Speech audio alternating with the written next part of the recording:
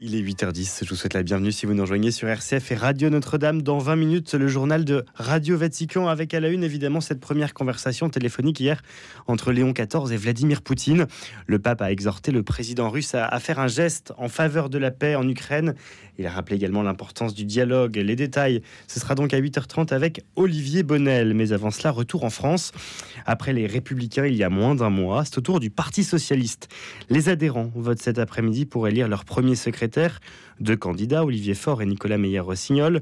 Le gagnant aura fort à faire pour relever le parti et affronter les sujets politiques du moment. Scrutin à la proportionnelle, poussé par François Bayrou. Référendum, agité par Emmanuel Macron, promesse en l'air pour le moment. À droite, l'agenda est chargé aussi pour Bruno Retailleau, qui s'oppose à François Bayrou, justement, sur le sujet de la proportionnelle. Pour parler de tout cela, je reçois ce matin Benjamin Morel. Bonjour. Bonjour. Merci beaucoup d'être avec nous en studio ce matin. Constitutionnaliste, docteur en sciences politiques, enseignant à Paris Panthéon-Assas. Vous avez publié notamment Le nouveau régime ou l'impossible parlementarisme. C'est chez Passé Composé. 3 000 milliards de dettes, le chômage qui monte, des difficultés sociales, tensions chez les agriculteurs. Est-ce que la proportionnelle, ça n'est pas qu'un débat de constitutionnalistes ? Alors, c'est pas qu'un débat de constitutionnalistes, tout bêtement, parce que si je voulais faire demain une bonne cuisine, mais que vous n'avez pas de bons instruments, eh bien, vous ne ferez jamais la cuisine de rêve dont vous rêvez. C'est-à-dire que, en la matière, si on a des institutions qui sont dysfonctionnelles, il se passe ce qui se passe là. C'est-à-dire que on n'a que des petites propositions de loi, on n'a pas de grands projets de loi, on n'arrive pas à faire passer un budget. Et donc, dans ce cadre-là, on est en crise politique. Et la question, c'est est-ce que, en la matière, le mode de scrutin n'est pas une façon de faciliter la gouvernabilité, de construire des plus larges coalitions et, in fine, de rendre le pays plus gouvernable et donc les politiques qui sont menées plus ambitieuses, plus consensuelles, plus fortes. Et le problème actuellement, c'est que le mode de scrutin majoritaire à deux tours, dont on dit, je dirais par instinct, qu'il donne toujours nécessairement des majorités, eh bien, est devenu dysfonctionnel et qu'à partir de là, quand vous avez un mode de scrutin dysfonctionnel, il faut penser à en changer. Et pousser la proportionnelle, est-ce que c'est pas aussi acter la fin du bipartisme ? Alors la fin du bipartisme, elle est là. C'est-à-dire que, si vous voulez, le mode de scrutin majoritaire à deux tours, c'est pas un mauvais mode de scrutin, pas plus que la proportionnelle ne sera un mauvais mode de scrutin. Il faut arrêter de transformer les modes de scrutin en valeurs fondamentales. Les modes de scrutin, c'est des instruments. Le mode de scrutin majoritaire à deux tours, c'est le mode de scrutin de la Troisième République et de la France jusqu'en 1962, à l'exception de la Quatrième. Avant 62, jamais, il n'a donné de majorité. Il a donné une majorité parce que justement on avait une bipolarisation de la vie politique. Si cette bipolarisation explose, et aujourd'hui visiblement elle a explosé, eh bien vous avez un mode de scrutin qui ne donne pas de majorité, mais qui en plus vous fige dans un rapport d'alliance pré-premier tour. En d'autres termes, on dit beaucoup les socialistes aujourd'hui ont du mal à tendre la main au centre, etc. Mais quand vous êtes un député socialiste, que vous avez été élu sur une configuration Nouveau Front Populaire, demain s'il y a un insoumis qui se présente face à vous, vous êtes mort. Et donc à partir de là, eh bien, vos alliances pré-premier tour se cristallisent, deviennent structurelles et structurantes. Et si jamais vous n'avez pas de majorité absolue, eh bien, vous ne pouvez pas construire des alliances post-électorales, ce qui crée de la crise, ce qui crée des gouvernements qui chutent, ce qui crée une incapacité à mener des politiques. Mais on a un peu l'impression que les politiques, François Bayrou, la réaction des Républicains, c'est un petit peu en fonction du mode de scrutin qui, pour eux, sera la plus intéressante. Et on les comprend. Mais quand le politique change le mode de scrutin, il peut y avoir méfiance de la part des électeurs. Alors, il peut y avoir méfiance. Après, vous avez tout à fait raison. Prenez les Républicains, d'ailleurs. LR a intérêt à la proportionnelle. Le parti LR a intérêt à la proportionnelle. Pourquoi ? Ils auraient plus de députés aujourd'hui avec une proportionnelle qu'ils n'en ont. Néanmoins, ce ne seraient pas les mêmes. Parce qu'en fait, LR gagnerait des députés en milieu urbain, mais dans les départements peu peuplés, avec 2-3 députés, eh bien, LR ne pourrait pas faire passer ces députés. Donc, LR aurait des députés, plus de députés, mais les députés là sauteraient.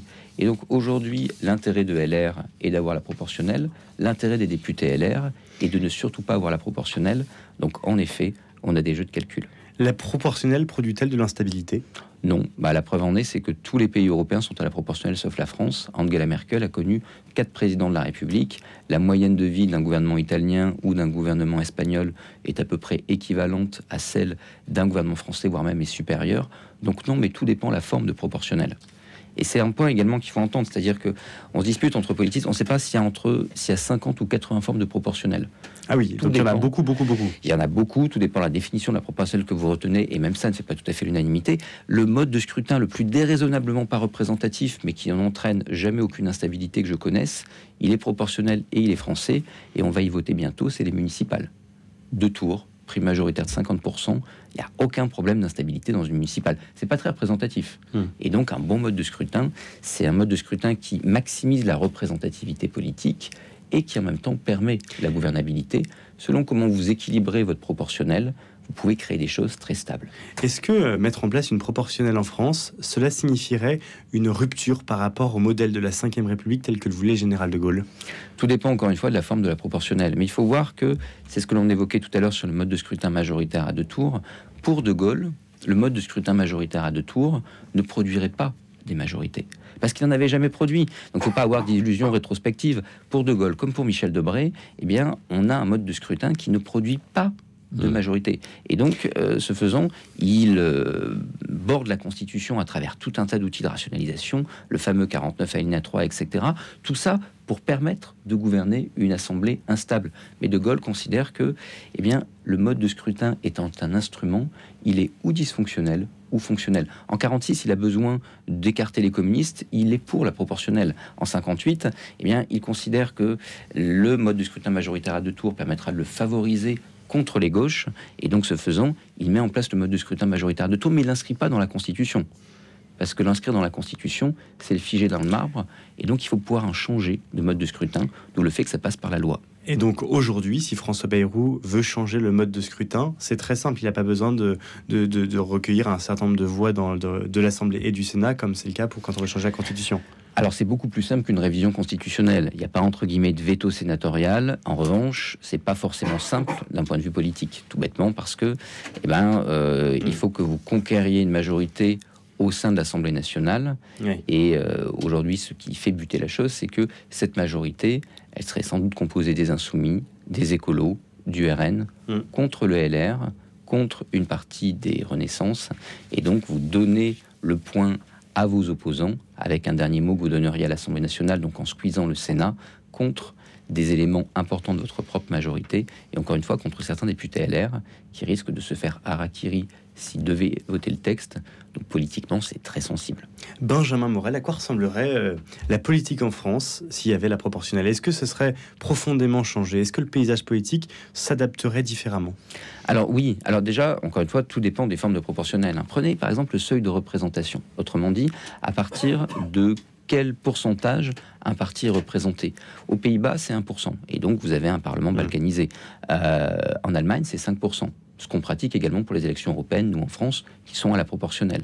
Aux dernières européennes, il y a 6 listes qui ont franchi les 5%. Ce qui est très peu. Ce qui est finalement très peu, parce que regardez, aujourd'hui, à l'Assemblée nationale, vous avez 11 groupes politiques. Donc on aurait un hémicycle beaucoup moins éclaté, avec une proportionnelle de type allemande ou de type élection européenne, qu'avec le mode de scrutin majoritaire. Donc déjà, vous rationalisez votre paysage. Ensuite, le grand atout de la proportionnelle, quand vous avez une tripolarisation, c'est que ça vous permet de construire des alliances post-électorales. On parlait tout à l'heure des socialistes. Si les socialistes devaient tendre la main à François Bayrou, ils se font harakiri. C'est pas le cas avec une proportionnelle. C'est-à-dire qu'avec une proportionnelle, chacun se compte, et ensuite, vous faites des alliances post-électorales, et ces alliances post-électorales, elles peuvent être plus stables. Benjamin Morel, j'aimerais aussi évoquer avec vous le référendum, puisque Emmanuel Macron a annoncé à plusieurs reprises qu'il souhaitait faire un référendum. Et vous êtes constitutionnaliste, alors je me permets de vous poser la question, l'article 11 de la Constitution est-il mal rédigé? Il n'est pas mal rédigé, il est le fruit d'un compromis. Rappelons-le, quel est-il? Alors l'article 11, c'est l'article qui vous permet de faire des référendums législatifs. Alors, vous vous souvenez peut-être que De Gaulle l'a utilisé pour réformer la Constitution. En 62, il a tenté en 69, mais c'est plus vraiment possible parce que depuis, on a une évolution de la jurisprudence. Depuis 2005, on peut plus faire de référendum article 11 pour modifier la Constitution. Cet article 11, à l'origine, il porte sur la ratification des traités, l'organisation des pouvoirs publics, les services publics. On l'élargit en 1995, mais à la politique économique sociale de la nation. Mais en 1995, la gauche ne veut pas entendre parler d'un référendum qui rétablirait la peine de mort. Donc on sort le champ pénal. La droite ne veut pas entendre parler d'un référendum sur le droit de vote des étrangers. on sort le champ civil. Par exemple, on parle beaucoup d'un référendum sur l'immigration. En soi, c'est pas tout à fait impossible, mais ça veut dire qu'on écarterait tout ce qui relève du droit pénal, par exemple la pénalisation de l'entrée illégale sur le territoire. On sortirait tout ce qui reviendrait, tout ce qui ressortirait du droit civil, par exemple la question peut-être du droit du sol, etc. Et donc vous auriez quelque chose qui porterait uniquement sur les aspects économiques de l'immigration, donc ce serait relativement limité en termes de portée. Donc c'est ça aujourd'hui qui pose problème. Mais cette question-là, je dirais que c'était déjà dans le compromis de 95, et donc c'est quelque chose qui est voulu. La question qui se poserait aujourd'hui, c'est est-ce qu'on devrait faciliter en ouvrant? Et deuxièmement, cet article 11, il a un tiré 3, qui est le référendum d'initiative partagée. Vous savez, ce fameux référendum où il faut réunir 10% du corps électoral, 4 900 000 signatures, c'est uniquement 500 000 en Italie, un pays à peu près comparable, qui a été pensé, envisagé en 2008 pour ne jamais être utilisé. En 2008, on fait deux choses: le traité de Lisbonne, qui revient sur le vote des Français de 2005, et le référendum d'initiative partagée, instrument qui a pour but de ne jamais être utilisé. Pourquoi parce qu'on a peur du référendum. Donc le politique, en mettant en place ce référendum d'initiative partagée, fait en fait un pied de nez aux Français. Il pense donner des gages en matière de démocratie directe sans avoir jamais à en assumer les conséquences en créant une usine à gaz. Imaginez si, lors de la réforme des retraites, on avait eu 4 900 000 signatures qui avaient été possible. Ça aurait potentiellement été possible, mais derrière, il se serait passé quoi? On peut se dire, il y aurait forcément un référendum, mais c'est même pas ce que dit le texte. Le texte dit que il n'y a référendum que si le Parlement non pas rejette le texte, mais renonce à l'examiner. Autrement dit, on aurait eu les 4 900 000 signatures, le Parlement aurait dû dire « Ah ben non, je ne l'ai pas vu, donc on va organiser un référendum sous les yeux des marchés », ou bien s'en saisir, et s'il s'en saisissait, il n'y avait pas de référendum. Imaginez le coût démocratique du débranchage d'un référendum qui a réuni 4 900 000 signatures. Voilà les conséquences de l'usine à gaz. Mais quelle est votre analyse alors? Est-ce qu'Emmanuel Macron se casse les dents sur le référendum, ou au contraire, est-ce qu'il fait tout pour éviter d'utiliser parce qu'il en sait les menaces, les risques? Je crois qu'Emmanuel Macron est relativement embêté aujourd'hui, tout bêtement, parce que les textes qu'il aurait voulu soumettre à un référendum sont soit du domaine constitutionnel, quand par exemple il a voulu constitutionnaliser l'environnement à l'article 1er, soit sortent du champ du référendum, et les autres thèmes qui sont évoqués, un référendum sur les écrans, un référendum, etc., sortent du champ de l'article 11. Donc il bute sur l'instrument, et en même temps, il bute sur quelque chose qui quand même relève d'un lieu commun, qui est que le référendum est forcément un plébiscite. On va voter contre le chef de l'État. C'est pas vrai. Prenez 2005, le dernier grand référendum. Jacques Chirac est à 36% de cote de popularité au mois de novembre. Il est à 36% de cote de popularité au mois de mars. Entre-temps, le oui au TCE dans les sondages est passé de 65% à 45%. Donc les Français n'ont pas voté contre Jacques Chirac en 2005. Ils ont voté, peut-être mal, peut-être bien, ça c'est l'affaire idéologique de chacun, mais ils ont voté en se déterminant sur un texte. Et donc en la matière, il y a dans le personnel politique français vraiment cette hantise du plébiscite, qui est une hantise qui objectivement n'aurait pas lieu d'être. Benjamin Morel, je vous écoute depuis 13 minutes déjà, et je me dis qu'en fait, ce qui est assez étonnant dans votre discours, c'est que vous utilisez tout ça comme des instruments. La Constitution est un instrument, le référendum est un instrument, la proportionnelle est un instrument. Est-ce que ces instruments aujourd'hui ce que s'est donné la Ve République ne commence pas à être un petit peu à bout de souffle? Est-ce que le fait qu'on ait ces sujets-là qui soient sur la table, et le fait aussi qu'un constitutionnaliste soit invité sur tous les plateaux télé, dans toutes les chaînes de radio, montre pas qu'il y a un sujet, il y a un mal-être peut-être de la part des Français vis-à-vis de leur constitution et de leur système? J'aimerais vous dire qu'on peut tout soigner en modifiant la Constitution. Pour nous, ce serait génial, les constitutionnalistes. La réalité, c'est que la Constitution de la Ve République n'est pas parfaite. Moi, je suis pas un turiféraire qui considère que tout est parfait, que le texte est sacré. La preuve, on l'a modifié en moyenne tous les 3 ans.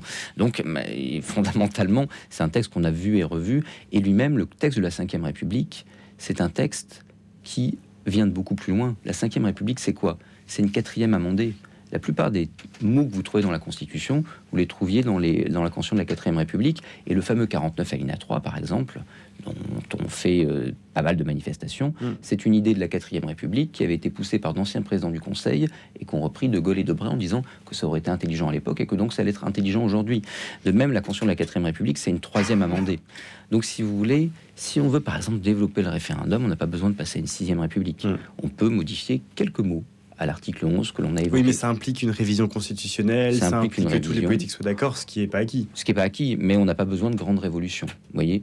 Après, Le texte est donc pas parfait, on peut l'améliorer, il y a des choses qui permettraient de changer les choses, mais vous n'expliquez pas par la Ve République pourquoi aujourd'hui des États-Unis à la Pologne, du Portugal à la Finlande, il n'y a pas un pays occidental qui va bien. En d'autres termes, on vit une crise de la démocratie qui est beaucoup, beaucoup plus profonde, qui n'est pas bornée et qui n'est pas forcément liée aux institutions. Les institutions sont des facteurs aggravants ou au contraire facilitant. Notre mode de scrutin, on l'a évoqué longuement, eh bien aujourd'hui est plutôt un facteur aggravant par rapport à des pays qui mettent en place certaines formes de proportionnel. L'absence de référendum d'initiative citoyenne est probablement un facteur aggravant par rapport à des pays comme l'Italie, etc. Mais en soi, c'est pas non plus une baguette magique. Benjamin Morel, comment vous voyez les mois qui viennent? On a vu le scrutin des Républicains attirer beaucoup avec une grande hausse du nombre d'adhérents.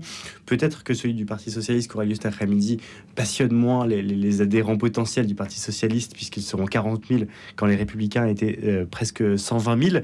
Pour autant, est-ce qu'il pourrait y avoir un retour du bipartisme? Probablement pas à ce stade. Le bipartisme repose sur deux piliers. D'abord, il vous faut des gros partis dits attrape-tout, ce qui était le cas du PS et de LR. En d'autres termes, l'argument majeur de ces deux partis, c'était vous êtes de gauche, vous êtes de droite, vous n'avez qu'une chance de voir votre courant politique l'emporter, et cette chance, c'est nous. En d'autres termes, in fine, il faudra quand même que vous votiez pour un candidat LR ou PS, donc croyez en nous, tout ça sur un logiciel relativement flou. C'est le principe des partis attrape-tout. Ça marche quand vous faites 20%. Quand vous faites 10%, quand vous faites 5%, les gens ne vont pas faire vote utile pour vous. Et donc ce phénomène-là, aujourd'hui, est cassé. L'autre élément, c'est que les identités politiques, se sentir de gauche, se sentir de droite, c'est aujourd'hui relativement minoritaire dans l'opinion. Et c'est relativement décorrélé des habitudes de vote. On dit souvent que la France est plus à droite. Sur les sujets d'identité et d'immigration, c'est vrai. Mais sur les sujets économiques et sociaux, vous avez une France très, très, très à gauche. Souvenez-vous, la dernière réforme des retraites. Il y a, juste avant les élections présidentielles, la France Insoumise avait fait faire une enquête en faisant sonder par l'Institut Harris toutes ses propositions économiques. Ils avaient fait tous les plateaux en disant « Regardez, 70% des Français sont d'accord avec nous », uniquement sur les sujets économiques. Donc on a une décorrélation entre, d'un côté, les grands signifiants électoraux et l'équilibre des partis politiques, et on a des identités politiques réduites aujourd'hui à une sorte de strict minimum, ce qui n'encourage pas le bipartisme, ni même la bipolarisation. Merci beaucoup Benjamin Morel d'être venu ce matin nous décrypter cette vie politique. Je rappelle que vous êtes constitutionnaliste, enseignant à Paris-Panthéon-Assas. Vous avez notamment publié Le nouveau régime ou l'impossible parlementarisme chez Passé Composé.